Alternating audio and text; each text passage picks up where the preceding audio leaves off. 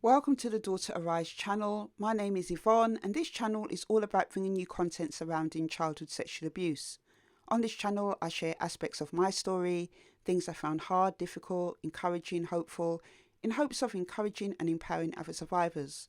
I also share news stories and add commentary to them, and I also do interviews with other survivors and their supporters in hopes of raising awareness of child sexual abuse.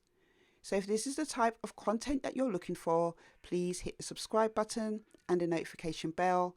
And if you like the content, please hit the thumbs up button. So I came across this story on the Sky News website and I will leave a link to it in the description box below. The headline says, Taskforce to help stop child sexual abuse images being shared online using digital fingerprints. A new task force will take digital fingerprints of child sexual abuse images in a bid to stop them being shared online. Analysts will assess, hash and grade 2 million images from the UK government's child abuse database, CADE, by creating a unique code like a digital fingerprint. The illegal images comprise of Category A and B material, the worst severe images and videos of child sexual abuse. The task force was set up by UK charity the Internet Watch Foundation and is funded through a grant from the international child protection organisation Thorn. IWF will distribute the hashes to tech companies across the globe so they can be blocked or removed if users try to share the images. The charity said that 2020 was the worst year on record for the amount of child sexual abuse material identified online and removed. Its analysts got through 299,600 reports of potentially illegal material, a rise of 15% from the previous year. They found that more than half, 153,350, contained images or videos of children being sexually abused, up 16% from the previous year. Susie Hargreaves, IWF Chief Executive, described the new task force as a major step forward for internet safety.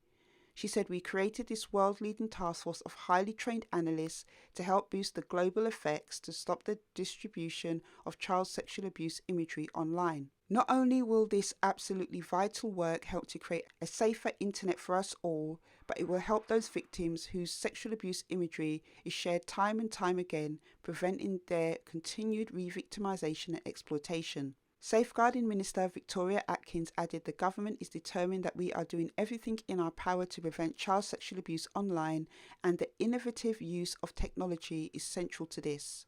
I am pleased that the Child Abuse Image Database data is helping the IWF to carry out this valuable work towards reducing access to child sexual abuse material online and thereby preventing the re-victimisation of children." Julie Cordua, Chief Executive of Fawn, said, "The IWF's work to eliminate child sexual abuse images from the internet and end the cycle of re-victimisation is critical and tremendously difficult.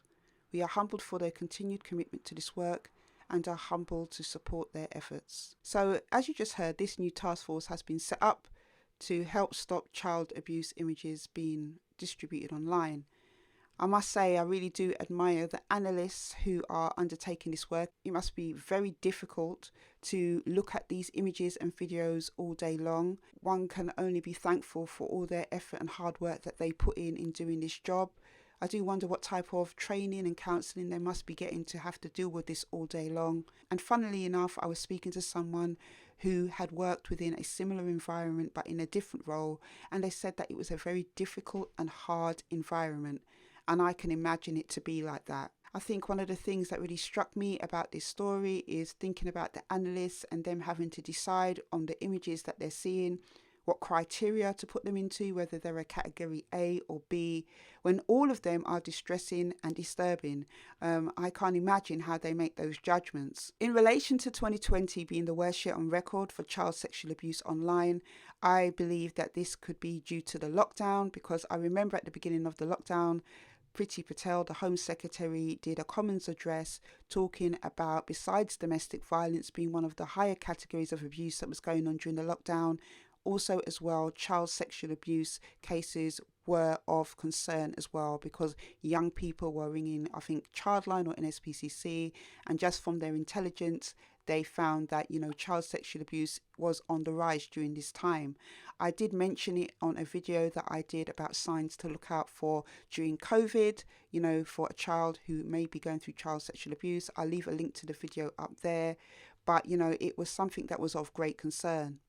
As I mentioned, it can't be an easy task, especially trying to tackle child sexual abuse online with the rise of things like the black web and the sophistication of the devices that paedophiles and child molesters use to try to go undetected.